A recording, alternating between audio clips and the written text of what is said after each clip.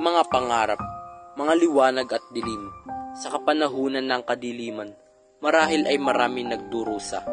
Marami nagtatahimik ngunit napapahamak. Oo, naninirahang takot at naghihinagpis. Hihintayin ko ang araw na itong lahat ay lilipas, malayo sa kabiguan at pangaapi. Kaya kayong mga kalaban ko, mga dayuhan. Huwag mo akong salingin, nolime, tangere. Mga binibini, baka nais ninyo. Maraming salamat po, Tia Isabel. Jesus, Mariosep, kumustay nga kayo mga palagsak. Napakalaki ng daan ito. Ano sa tingin? Naturalmente, si Don Santiago ay napakayaman. Hindi niya nangaalalahanin ang kumasta ng dagos. Talagang nakakayamot ang bansang ito. Halatang iba ang pamamahala dito para sa pamamahala sa Madrid. Ang masama pa, puro mga idyo ang nakatira. Ayoko talaga sa mga idyo. 20 taon akong nagsilbi at nagtiis bilang taga-dildil ng kanin at saging sa bayan ng San Diego bilang kura paroko. Ngunit na ako'y umalis ay ilang matatanda lamang at mga hermanos terceros ang naghatid sa akin, mga walang utang na loob. Magdandaan ka, Padre Damaso, pagkat nasa ilalim tayo ng bubong na isang Indio. Tama siya, Reverensya. Baka magdamdam si Kapitan Tiago. Huwag kayong mag-alala. Matagal nang hindi tinuturing ni Santiago ang kanyang sarili bilang isang idyo. Malayong malayo na siya sa mga walang galang na tao. Siguro naman hindi kasi saklap ang nangyari sa inyo sa nangyari sa amin. Naku, sigurado akong nagsayang ka lamang ng pera sa pagpunta rito. Wala kang ibang kakainin kundi tinola sa mga handaan at matutulog ng hindi nasisiyahan.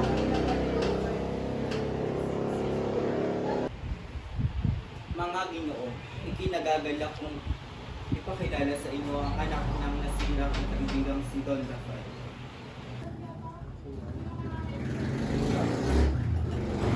Siya si Crisostomo Ibarra.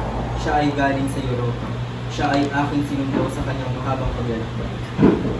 Kung gayon, ikaw pala ang anak ng nasira si Don Rafael Ibarra.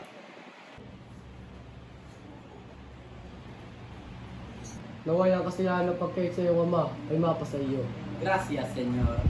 Isang mabait na tao ang iyong ama. Nakilala ko at nakasama ko ang iyong ama. Masasabi ko isa siya sa pinakamabait at kagalang-galang na tao dito sa mundo. Maraming salamat po. Pinawi po ng mga papuri ninyo ang mga duda ko tungkol sa aking ama. Gayong ako na ang kanyang anak ay walang kaalam-alam. Marapatin ninyong gayahin ko ang tradisyon sa Alamenya sa pagpapakilala ng bisita kung wala siyang kakilala. Kinagagalak ko kayong makilala. Ako si Juan Crisostomo Ibarra. Kinagagalak din kitang makilala, Crisostomo Ibarra. Ganun rin ang Ginoo.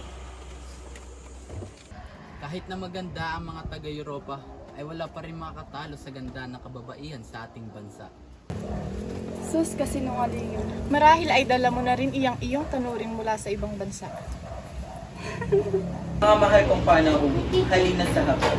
Handa na ang ating hapon.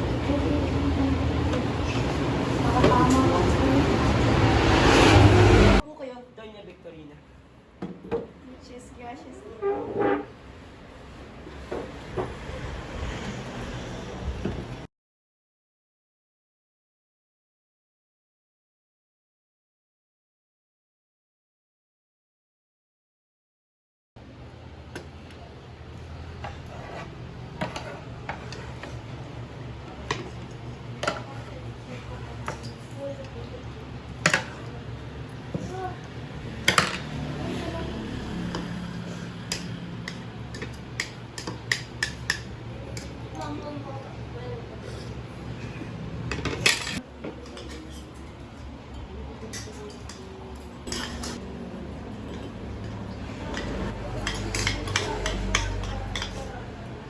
Ilang taon kang mula sa ating bayan, Senyor Ibarra? 7 taon po, Ginoo. Sa iyong 7 taon, malamang nakalimutan mo na ang ating bayan. Ang totoo po niyan ay ang parang ang bayan na nakalimot sa akin.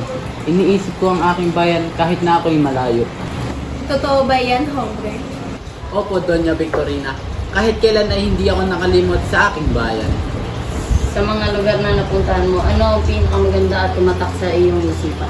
Patawarin mo ako, Ginoo. Ngunit bukod sa inang Espanya ay wala na akong naibigan na iba pa kundi ang ating bansa. Kung ganon, ay isa kang bulag na hangal, iho. Bakit ka pa nagsayang ng pera upang magtungo sa Europa kung wala ka rin namang ibang nagustuhan? Ang iyong mga napag-aralan ay alam rin naman ng kahit sinong mag-aaral na tanungin mo sa ating bansa. Senyores, huwag na kayo magtaka sa aming dating tura. Ganyan-ganyan din ang pakikisama niya sa amin noong bata pa ako. Salamat na rin dahil sa mga panahon na naalala ko ang reverensya niya ay pumupunta sa tahanan at nakakasama sa pagkain ng aking ama. Naway, tanggapin niyo ang aking sinserong paumanhin. Senyores, Kapitan Tiago, kababalik ko lamang mula sa Europa. Kaya't naway malaman niyo na kailangan ko na lumisan pa.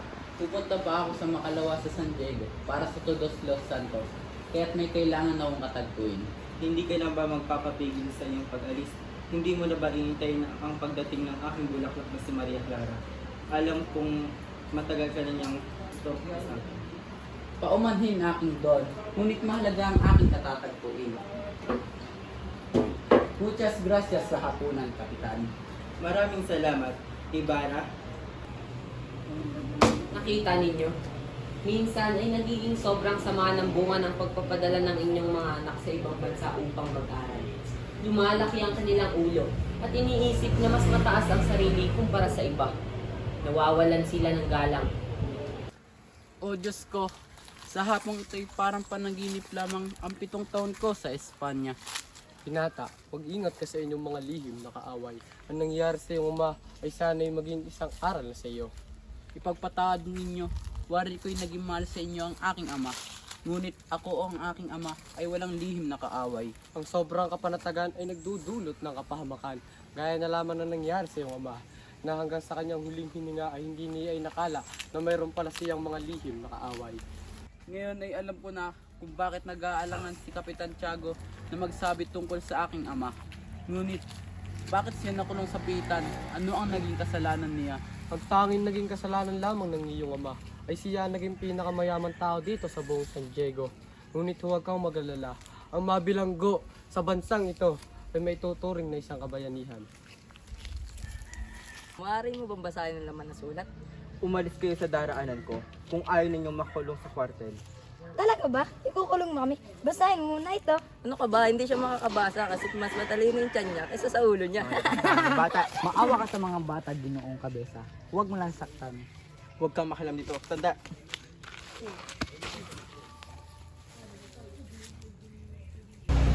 Nabusog kaya ang mga bisita sa handaan natin kanina, Elizabeth?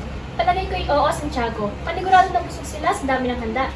Nakalulungkot lamang sapagkat kailangan ni Ibarang umalis agad sa kalagitnaan ng mundo. O siya, maiwan ko muna kayo mag-ama at may gagawin pa ako sa kusina. Tila yata may bumabagabag sa iyo, Ama. Mayroon nga po ba? Wala, Iha. Nagpapasalamat lamang ako sapagkat biniyaan tayo ng Diyos ng buhay na masigla. Papa, huwag niyo na pong balikan pa ang nakaraan. Mabuti pa po ay matulog na kayo. Panigurado ay pagod na pagod kayo mula pa sa pagtanggap ng mga bisita kanina. Nagpapasalamat ako sa Diyos sapagkat biniyaan ako ng anak na katulad. Kung buhay lamang si Pia, paniguradong buong buo ang aking buhay. O buhay.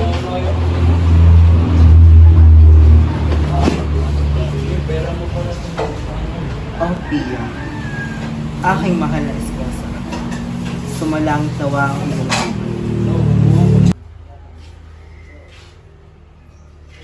O Panginoon, tanghali na, ano kaya ang dahilan ng kanyang pagkahuli?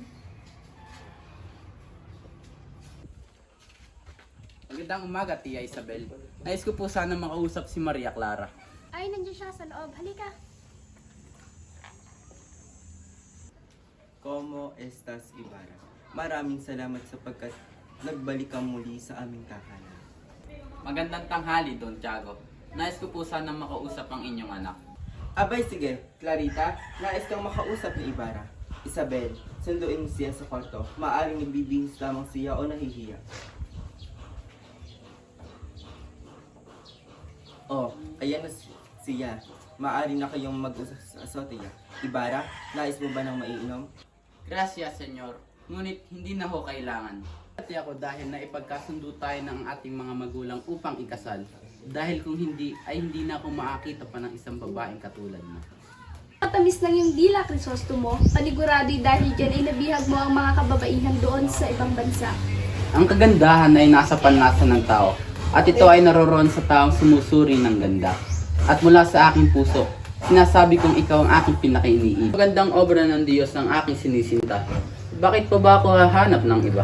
Sinungaling, hindi ako makapaniwalang isinasara mong iyong mga mata pagdating sa ganda ng ibang dilag doon sa Europa. Ang kagandahan ay nasa panlasa ng tao. At ito ay naroroon sa taong sumusuri ng kagandahan. At mula sa aking puso, sinasabi kong ikaw ang aking pinakainiibig. Paalam aking sinta, ngunit kailangan ko ng lisanin ng iyong piling. Bukas ay Todos Los Santos, kaya't may kailangan akong katagpuin upang tulungan ako. Naiintindihan ko, Ibarra. Nawa ay makapaglakbay ka ng ligtas at matiwasay. Paalam aking minamahal. Nawa ay patnubayan ka ng may kapal. Tingnan mo nga naman ang nagagawa ng pag-ibig. Oo nga, Tiago. Sadyang napakapait at napakatamis ng pag-ibig. Paano mo naman nalaman yan? Eh hindi ka pa naman nakakaranas sa umibig. Hay nako, tigil-tigilan mo nga ako. Hindi naman ako manhid sa mga dati kong manliligaw. Clarita, kung ikaw ay nababagabag, magtulos ka ng kandila para kay San Roque at San Rafael. Paniguradong gagabayan nila si Ibarra para sa mahabang paglalakbay.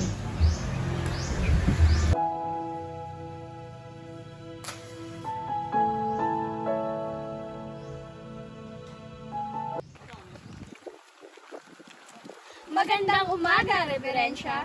Magandang araw, Isabel, Maria Clara. Mukhang may pupuntahan kayo. Saan ang inyong tungo? Pupunta lamang po kami sa Beaterio, Padre. Kukunin ko lamang po ang mga natitira kong gamit doon. Sige, o bueno, kakausapin ko lamang ang inyong ama. Naway maging ligtas ang inyong paglalakbay. Muchas gracias, Padre. Tingnan na lamang natin kung sino ang masusunod sa atin. Santiago! Santiago! Padre, ano ho ang sadya ninyo? May mahalaga akong sasabihin sa iyo. Doon tayo sa lugar na hindi tayo maririnig. Tandaan mo ng mabuti ang sinabi ko sa iyo, Santiago. Inaalala ko lamang ang iyong kaligtasan. Naiintindihan ko ho. Masusunod ang inyong kagustuhan. Bueno, aalis na ako. Sinasabi na nga ba't ang kahilingan ko ang masusunod? Oy! Sa ibang lugar na lang tayo mag-ukay. Bagong-bago ba yan? Pare-pare mga libing ang mga yan. Ayoko na. May mga dugo pa ang mga buto at ang mga buhok. Masyado ka namang maselan kung ikaw humuhukay ng ginagawa ko dito. Isang bangkay na 20 araw pa lamang inilibing. Madilim ang gabi noon. Umuulan, namatay pa ang aking ilawan. Nakakalabot naman ang iyong sinabi. Natanggalan pa ako sa atool. Kaya't lumabas ang kalahating katawan ng bangkay. Saksakan ng baho ang bangkay. At binuhat ko pa yon sa gitna ng malakas na ulan. Ano ginawa mo? Bakit mo hinukay ang bangkay? Sino nag-utos sa iyo? Sino pa kundi ang malaking kura? Ano ginawa mo sa bangkay? Para ka namang gwardiya sibil kung magtanong. Ang utos sa akin ng malaking kura, ilibing ko sa libingan ng inchik ang bangkay na hinukay ko. Hindi ko yun nagawa dahil malakas ang ulan pati malayo ang libingan ng mga inchik. Ayoko na magukay. Natamaan ko ang isang bungo. Nabiyak. Paniguradong hindi ako makakatulog mamayang gabi. Isa kang duwag!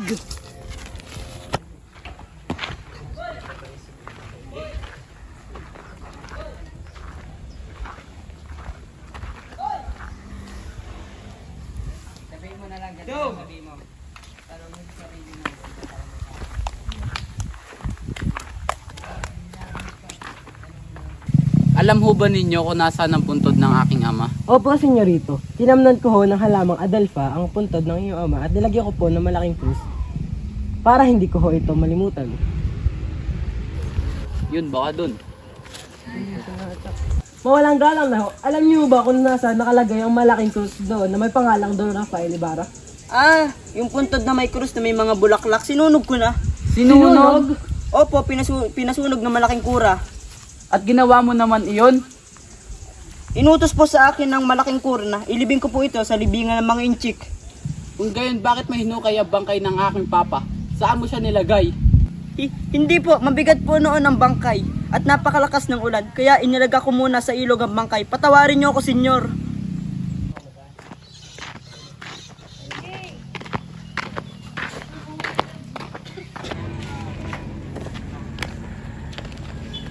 Ikaw ba ang gumawa ng ganoong kasama sa aking ama? Ikaw ba? Sumagot ka! Kung ano man yun, ngayon pa lamang sinasabi ko sa iyo, wala kong alam sa aking sinasabi. Kung hindi ikaw, sino? Sigurado akong hindi akong iyong hinahanap, kundi ang pinalitan ng kurang ibalidad. Ah! Patawad po, reverensya, para sa akin, senyor Ibarra. Hindi po niya alam ang kanyang nagagawa sa sobrang galit.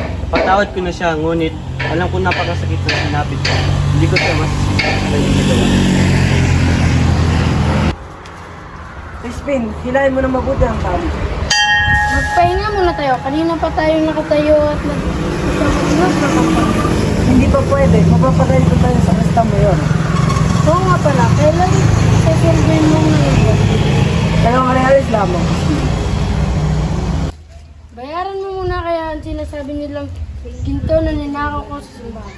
Naku, Crispin, na dalawang multa na iniaabot ko sa kastang mayor. Ngunit, ang sinasabi nilang ninakaw mo ay 2 onsa ng ginto. 32 reales yun. Kumbaga, 32 kamay. Isasapag ang sweldo ko kasi nila. Natatakot na kasi ako eh. Huwag kang magsalita ng ganyan, Crispin. Mga pasaway kayong bata, kahit wala na kayong magawang tama sa simbahan. At ikaw, Basilio, magmumulta ka ng 2 reales dahil sa hindi magandang pagtunog ng kampana at di kayo uuwi ng alas 8, hindi alas 12 ng gabi. Ngunit, huli na ako ng Gordian na yun. Wala akong pakialam. At ikaw, Crispin, hindi ka uwi hanggat di mo nilabas ang 2 onsang ginto. Kahit kailan wala kayong galing sa simbahan. Hindi ako nagnakaw nun. Wala akong ninakaw na kahit ano. At sumasagot ka pa. Aray ko po, tama na po. Tama na po, maawa na po kayo. Huwag niyo akong pigilan. Kaka, wag mo akong iwan. Wag mo akong iwan. Crispin! Ako, siguradong matutuwa ang mga anak ko sinanda kong ulam. Nakikita kong gutom na si Crispin at si Basilio mula sa simbahan. Sigurado magugustuhan ni Crispin ang tuyong tawilis na pinakapaborito niya habang pinipiga ng kamatis. Sigurado maglalaway ang mga anak ko kapag nakita ito. Nagugutom ako. Sisa, aba, napakasarap naman ang hinahin mo. Matikman niya. Pero Pedro, sa mga anak mo yan. Aalis na ako. Pedro, hindi mo man lang mabaantay ng mga anak mo. Balita ko sa sweldo ngayong araw si Basilio. Ah, ganun ba? Sige, pagtira mo na lang ako sa reales. Baka mahuli pa ako sa aking tinading sultada. Sige. Inang, buksan po ninyo ang pinto. Halika at maupo ka. Jesus Maria Joseph, anong nangyari sa iyo? Ako po'y tumakas ng komento. Ngayon lang po ako pinawin ng Sakristang Mayor dahil hindi daw po ako makaka-uwi kundi alas 10 na. Bawal na po maglakad ng alas 9 kaya nung nakasalubong ko ang mga gwardyang sibil sa bayan ay pinaputokan nila ako at isang punglo ang muntik na tumama sa akin no. Walang hiya talaga mag-gwardiya sibil na yan. Wala silang puso. Halika anak at gagamutin natin ang iyong sugat. Pagpasensyahan mo na at 3 tuyong tawilis lamang na tira sa iyo. Nagluto ako ng masasarap na ulam ngunit kinain ito ng iyong ama. Pagpasensyahan mo na lamang din siya. Hindi ka po ba niya sinaktan? Huwag kang mag-alala. Hindi niya ako ginawa ng masama. At bakit daw hindi makakauwi si Crispin? Pinarusahan po siya ng Sakristang Mayor dahil nagnakaw daw po siya ng 2 onsa ng ginto. Eh hindi naman po talaga siya nagnakaw. Ngunit hindi daw po siya makauwi kapag hindi daw niya ito ibinalik. Mahabaging Panginoon, kawawa naman ang aking bunsong anak. Hindi naman siya ganung tao. Hayaan mo at pupuntahan ko ang kura bukas. Dadalhan ko siya ng mga gulay at hihingin ko ang kapalit na kalayaan ng iyong kapatid. Huwag mo nang isipin iyon at magpahinga ka na. Crispin! Diyos ko! Anak! Ano nangyari sa iyo? May problema ba? Ay, sundan niyo na po si Crispin. Ayoko na po magsakristan. Oo anak! Susundin ko na siya bukas. Oo anak! Sige na! Tumahan ka na! Tao po. Magandang araw po. Sino kayo? Ako po si Sisa, ang ina sa kasta na si Crispin. May dala po akong gulay para sa mga kura.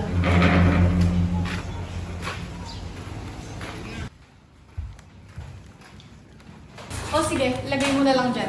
Saan po? Kahit saan dyan, Maaari po bang makuusap ang kura? hindi maaari. May sakit ang kura. Kung gayon ay kahit ang anak ko na lamang po si Crispin. Huwag ka nang magkaila. Alam mo nang lahat na si Crispin ay nasa bahay niyo na. Ngunit si Basilio lamang ang nakuha sa amin at dito ay naiwan si Crispin at nais ko siyang makita. Naiwan nga, ngunit tumakas pagkatapos magnakaw ng maraming bagay. Baka nga hinahanap niya siya ng mga gorgeous bits sa inyo eh. Alam mo, napakabuti mo sanang nanay. Kaso, masasama ng ugali ng mga anak mo, tulad ng tatay nila. Lalo na yung maliit. Naku, baka higitan pa niya yung tatay niya. Hindi mo ba naiintindihan? May sakit ang kura. Alam, doon kayo magulog sa lansangan. Sulong! Oh, Diyos ko! Huwag niyong pabayaan ang mga anak ko.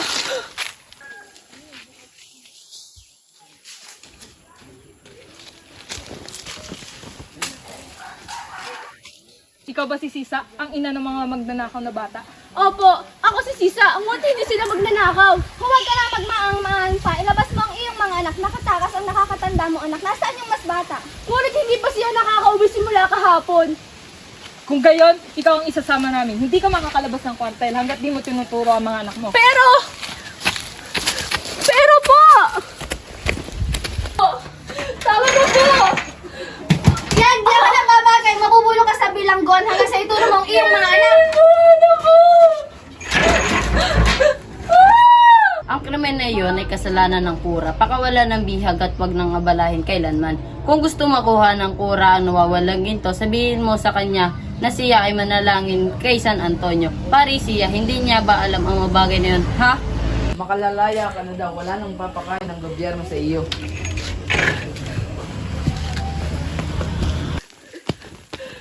Basilio! Pangalan ko!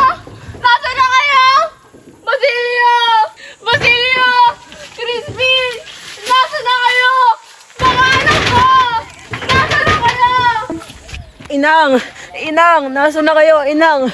Basilio! Crispin! Mga anak ko! Andito ba kayo? Tanong Tasyo! Andito po ba ang mga anak ko? Walang tao! Inang! Inang!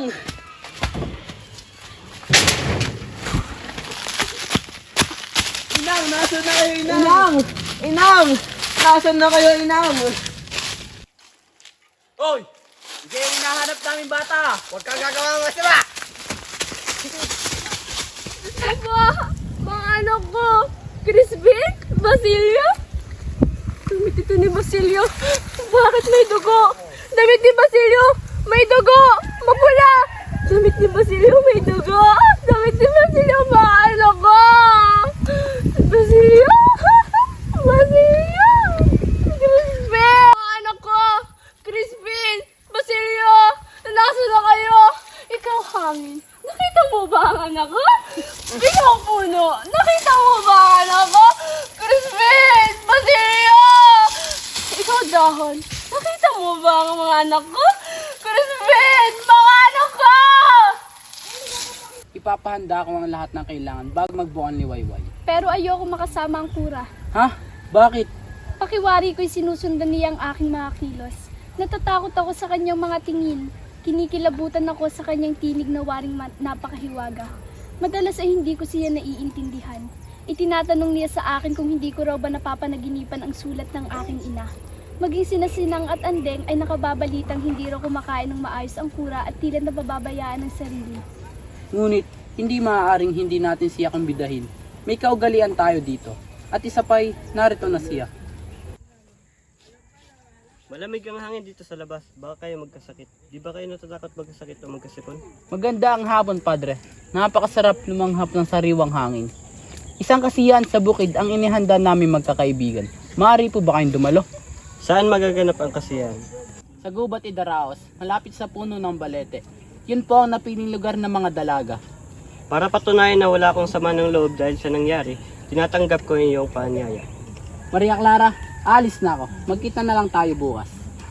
Padre Salvi, alis na ako. Mauna na ako sa inyo.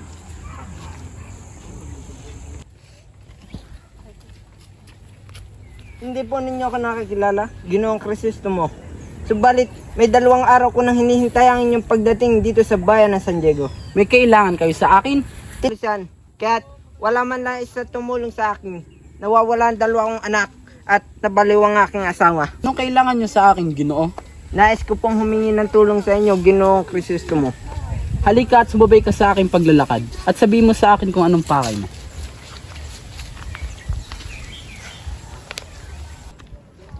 Losa Potasio? Losa Potasio? Ikaw pala, Ginoo.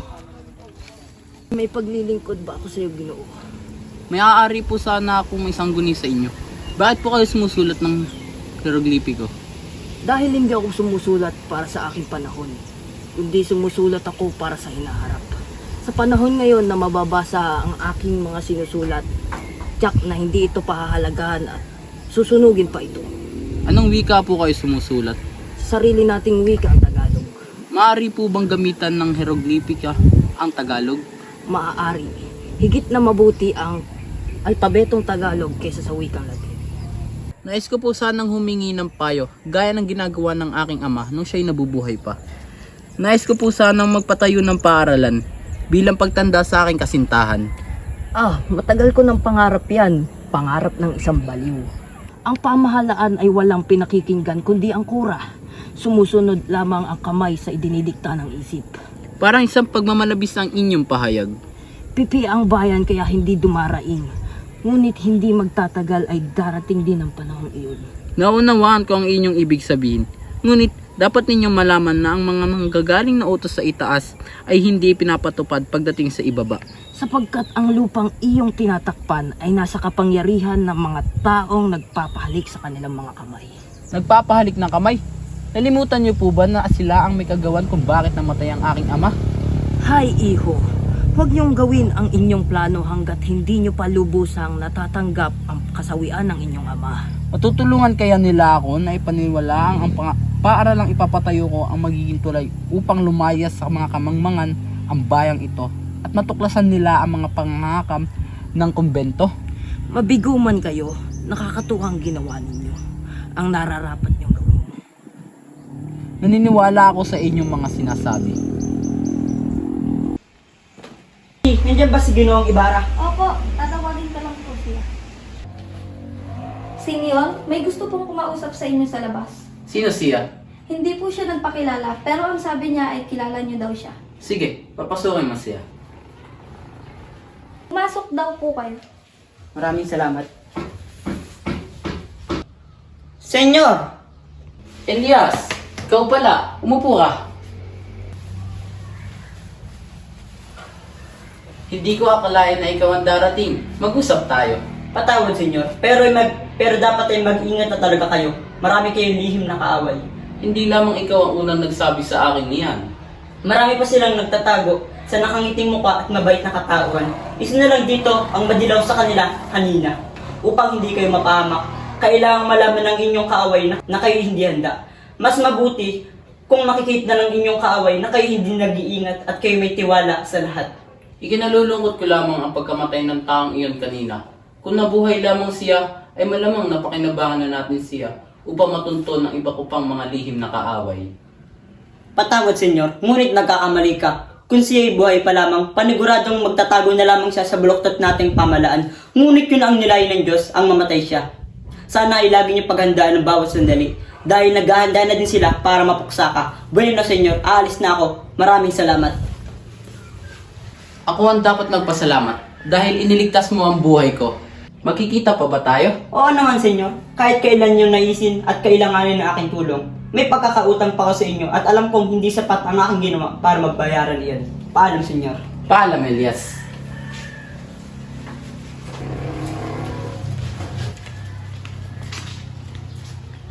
Bakit hindi niyo ipagpatuloy ang inyong pag-uusap? Nabanggit lamang sa akin ni Crisostomo ang mga taong nakatulong sa kanya, katulad ng mga arkitekto at mga reverensya. Nakatutuwa ang mga taong humihingi ng serbisyo sa isang arkitekto. Ipinapakita lamang ang kamangmangan ng mga idyo. Ang simbahang ito ay ako lamang ang gumuhit. Ngunit ang gusaling ipinapatayo ni Ginoong Ibarra ay nangangailangan ng mga eksperto.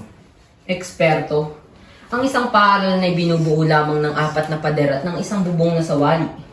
Sandali lamang, Padre Damaso. Magbabayad ang lahat. Ngayon pa lamang ay pinaparusahan ng ama ng isang lupong na mamamatay ang mga tao sa bilangguan at ni walang mahigaan. Wala na kahit na sino man na maaaring malipusta sa aking ama. Itong paring ito ang pinaka-iniiwas-iwasan ko. Isang paring walang galang at walang utang na loob. Isa siyang demonyo nagbabanal-banalan. Siguro naman ay dapat siyang mamatay. Huwag, Senyor. Huwag ninyong hayaang magkasala kayo sa Panginoon. Magdasal ka na sa lahat ng Santo Padre. Dito natin makikita kung dugo o lusak ang dumadaloy sa ugat mo. Crisostomo, huwag! Para sa aking maawa ka.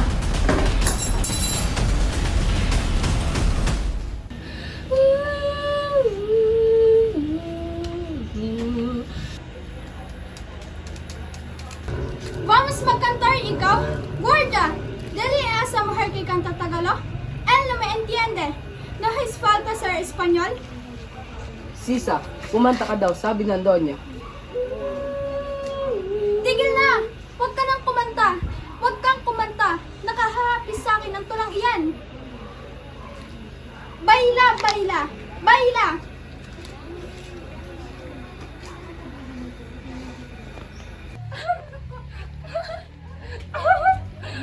Ngayon ikaw naman ang sumayaw! Sayaw! Baila, India! Baila, baila! Kandinada, salbahe! Ano ang nangyari sa iyo at hindi ka man lamang nagbigay ng magandang hapon? Guardia Sibil, kunin ang baliw na ito. Sabihin mo kay Marta na bigyan ng ibang baro at gamutin. Pagkatapos pakainin mo siya na maigi. Kamahalan, kung pahihintulutan ninyo ay nais kayong makausap ni Don Crisostomo Ibarra. Don Ibarra?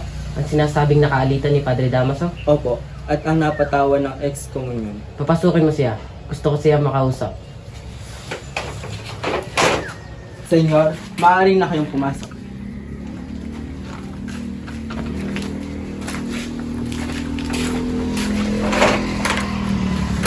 Sa karangalan na makilala ka, Senyor Ibarra.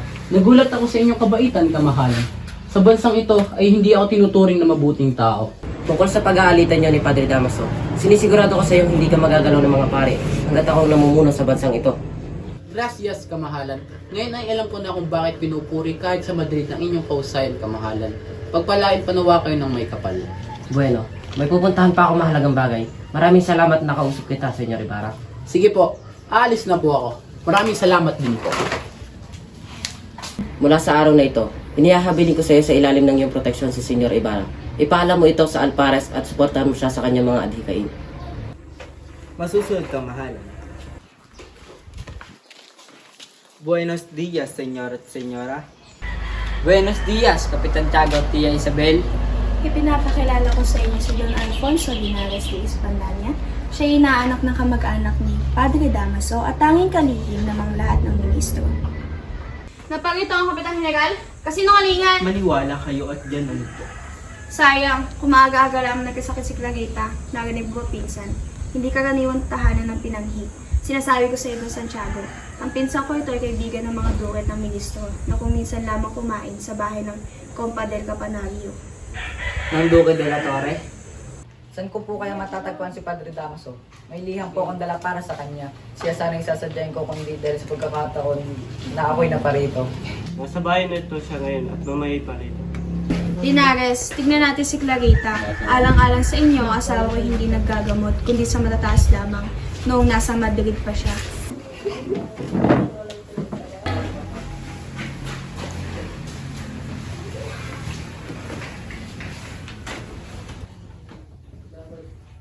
May sakit, ngunit mapapagaling sa umaga ng liquid at gatas.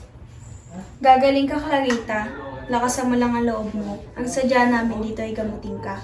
Ipapakilala kita sa aming pinsan. Ginoong Nilares, nandito si Padre Damaso.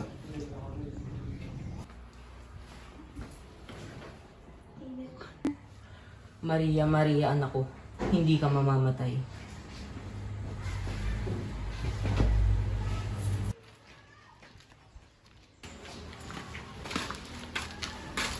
Mawalang galang, Padre Damaso. Ito pala ang aking pinsan na si Linares. Maiwan ko muna kayo.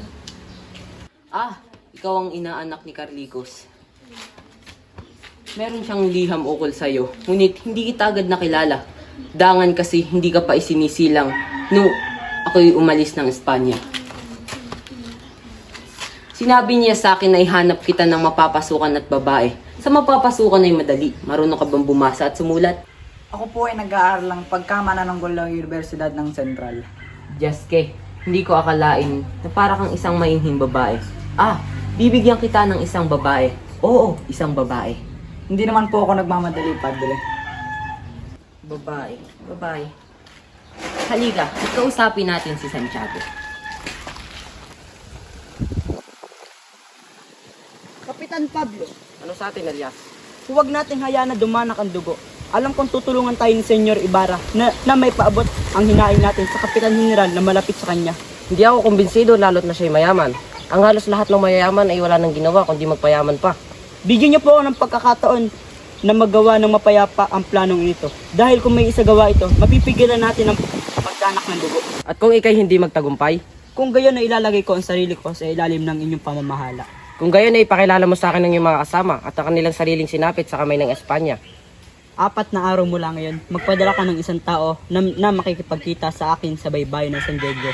Doon ay sasabihin ko sa kanya ang lahat ng makukuha ko kay Senyor Ibarra. Kung pumayag si Senyor Ibarra, nakukuha natin ang hustisya. At kung hindi naman, ako ang unang malalagas sa himagsikang ito. Maghihintay ako, Elias, para sa kapayapaan at kalayaan. Magtagumpay ka nawa sa iyong binabalak. Maraming salamat, Kapitan Pablo. Mapapangit naman ang mga bahay rito. Talagang Indiano lang ang maaaring tumira.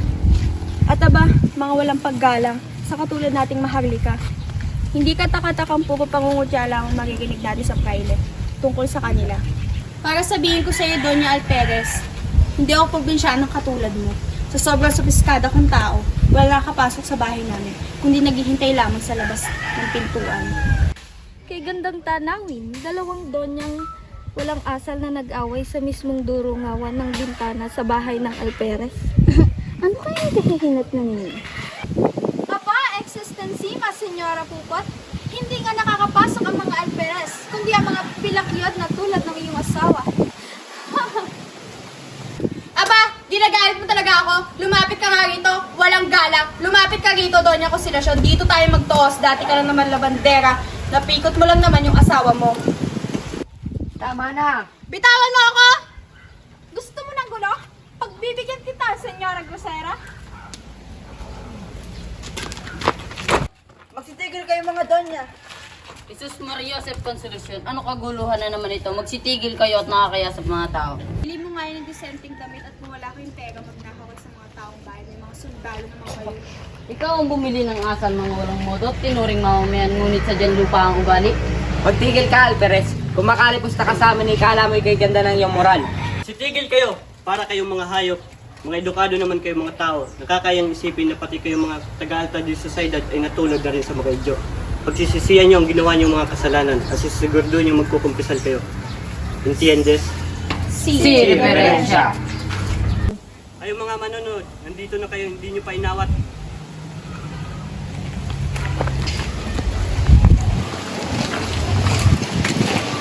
Luluwas tayo ng Maynila, magsusumbong tayo sa Kapitang General. Hindi mo man lang ipinaglaban ng pagkalalaki mo. Dapat hinamon mo ang Alperes ng sable. Iha, alam mo namang hindi pa ako nakakaawak ng. Gaya ni Ibarra ay nagpunta ka rin pala sa maraming bansa. Marahil ay magkaparehas kami ni Ibarra ng nais. Pinares, puntahan mo ang Alperes at hamunin mo siya ng sable. Bakit daw niya, Victorina? Ano ang nangyari? Dahil siya ating kirida ay nilibak kami. Responsibilidad mo ipagtanggol kami at kung hindi, malalaman nila ang buong pagkatao mo. Huwag kang maingay, Doña Victorina. Ano ang gusto mong mangyari ngayon, Doña? Ang binsa ko si Linares ay hamunin niya ang Alperes at kung hindi siya pumayag, ay huwag mo siya ipapaksa sa iyong anak. Bakit malungkot si Clarita? Dahil hindi siya sabihan sa ating pagkakasundo na hindi si Ibarra ang kanyang pakakasalan kundi si Linares. Alperes, Okay pala, Padre Salve. Ano kailangan niyo? ngayon yung patunayan ang kahalagan ng isang praile. Isang babae nagkumpisal ngayong gabi. Ganap na ikaw-8, sasalakayin ang kwartel. Papasukin ang pagbento at papatay ng mga Kastila. May magaganap na malaking pag-aalsa. Sinong taong huliin ko, Padre Salve? Minahon kayo, ang dapat paghandaan nyo ang pagsalakay nila.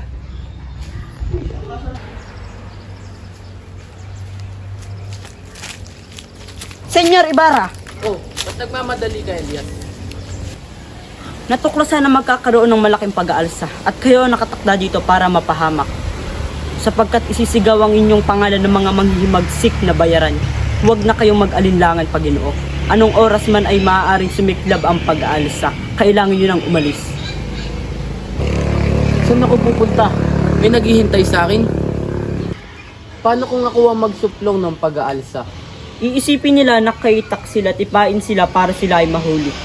Susunugin ang mga kasulatan. Tumakas at maghintay kung ano ang mangyayari. Yan ang dapat mong gawin, Ginoo. Si Maria Clara. Hindi. Mas mabuti pang mamatay na lamang. Dito nakatago ang kasulatan ng aking ama.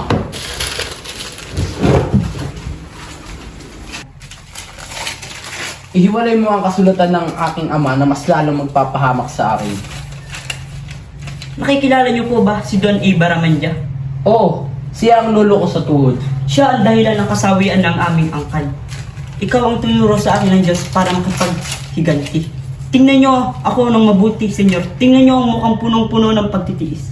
Samantalang kay nabubuhay, umiibig, may kayamanan, nakikilala, nabubuhay, nabubuhay.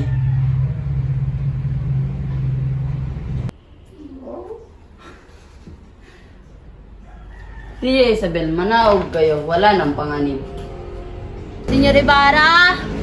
Senyor Ibarra! Ihanda ang pinakamabilis kong kabayo at pagkatapos ay matulog na kayo.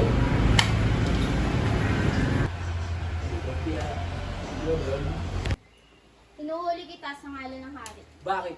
Sa kwartel ka na magtanong kung nangangako kang hindi ka tatakas ay hindi kita igagapos. Ito ay pinagkalawag na ibinibigay ng Alperes. Malaki talaga ang nagagawa ng isang may kamag-anak sa pamahalaan, di ba?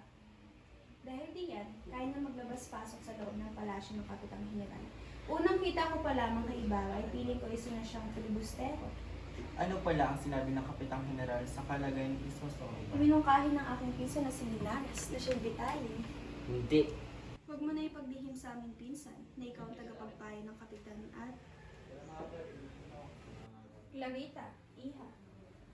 Ikaw talaga ang dinalaw namin. Buti nakita kita. Naparito kami upang ipagpatuloy ng napag-usapan natin noon. Walang galang na po. Babalik na po muna ako sa aming silid.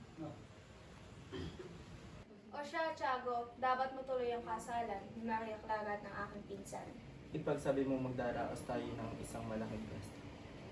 O siya, maganda iyan. Mauna na kami. Sige, salamat sa pagdayo. Ako ay alis na rin sa bayang ito upang pamunuan ng magyayaot parito sa ibang lalawigan para puksain ang bayan ng rebelyon pag-aalsa. Ano nga po pala mangyayari sa pilibustero?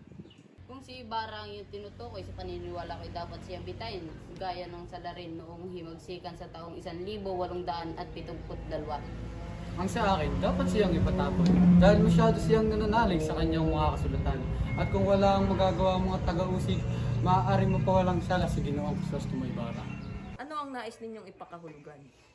Sinabi ng mga tulusan na kahit kailanman ay hindi nakipagkasundo sa kanila si Ginoong Crisostomo Ibarra. At ang nagngangalang Lucas ay nagbigay ng isang mensahe sa babae na nagbibigay ng babala sa mga pamahalaan. Crisostomo!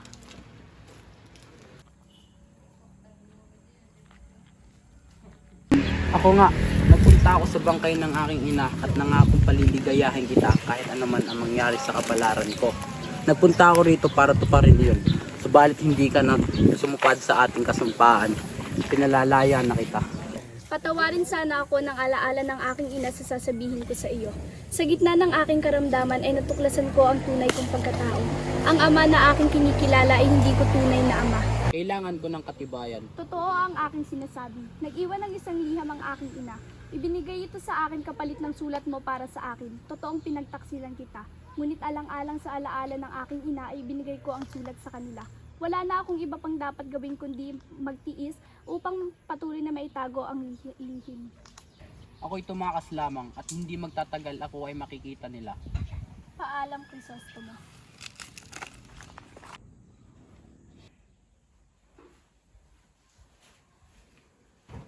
Nagulat ka, ano? Hindi mo inaasahan ng aking pagdating.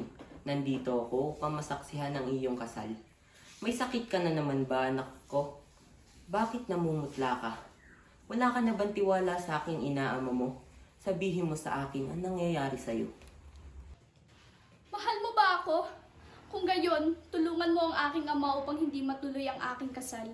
Noong nabubuhay pa si Ibarra, nais kong lumaban, umasa at magtiis. Nais kong mabuhay upang malaman ang mga bagay tungkol sa kanya. Ngunit ngayong wala na siya, wala na akong dahilan pa upang mabuhay o magtiis.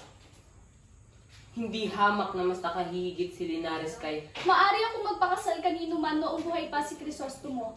Wala namang ibang hangad ang aking ama kundi ang ugnayan sa malalakas na poder. Ngunit ngayong patay na siya, wala nang sino man ang maari pang tumawag sa akin ng asawa. Tanging kumbento o sementeryo na lamang ang aking pagpipilian. Ano ko patawad? Hindi ko sinasadya ang iyong kalungkutan. Ibig ko lamang mabigyan ka ng magandang kinabukasan, ng kaligayahan. Yun ay dahil mahal kita, anak ko. Mahal mo pala ako ay bakit nahayaan mo akong malungkot habang buhay? Ibig ko na lamang ding mamatay o maging isang madre. Isang madre, hindi mo lamang alam, anak ko, ang buhay ng misteryong nakahubli sa pader ng kumbento. Matanda na ako, Maria. Hindi na kita kayang pangalagaan, pati ang kaligayahan mo. Iba na lamang ang iyong hilingin. Ibigin ang binata, maging sino man siya. Wag lang ang kumbento. Kumbento o sementeryo? Diyos ko, pinarurusahan mo ako. Pagpalain ng aking anak, ayoko siyang mamatay.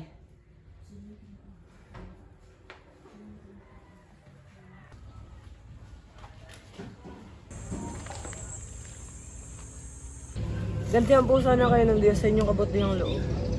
Ngayong Pasko po ay bahala ko sanang umuwi para makita ang aking ina at kapatid. Hindi ka pa lubusang magaling at lubhang may kalayuan ng iyong bayan. Mahihirapan ka pang makauwi. Tiyak na naghihintay ang kalooban ng aking ina sa paghahanap sa akin. Kayo po ay maraming anak, subalit kami ay dadalawa lamang magkapatid. Babalik po ako at ipagsasama ang aking kapatid.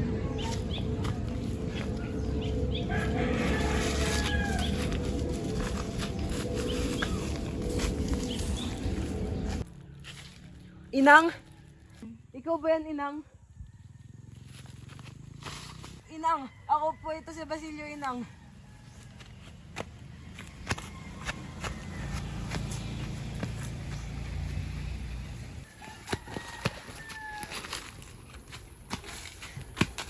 Inang!